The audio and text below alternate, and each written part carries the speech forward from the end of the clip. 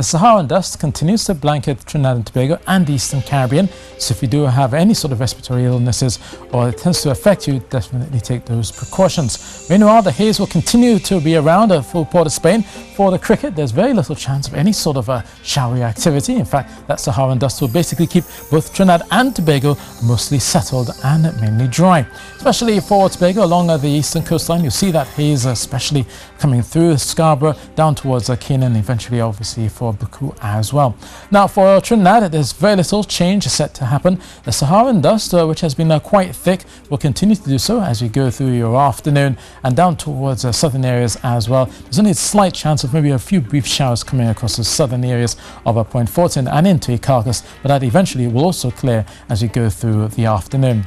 Temperature-wise, looking at highs of 33 degrees Celsius in Trinidad, maybe touching 34 in Port of Spain, and around 31, maybe possibly 32 in Tobago. Now for those heading offshore, we just have those fresh easterly winds of 20 knots, bringing some sea spray continually across the Atlantic, maybe getting waves up to 2.5 the further west-east you head out into the Atlantic, but most of all looking at 2 meters around the Caribbean shoreline there.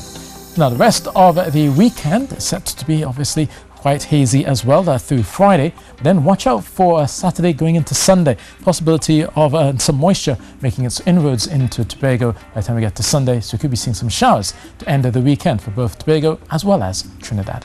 So that's your weather, and that's it from me.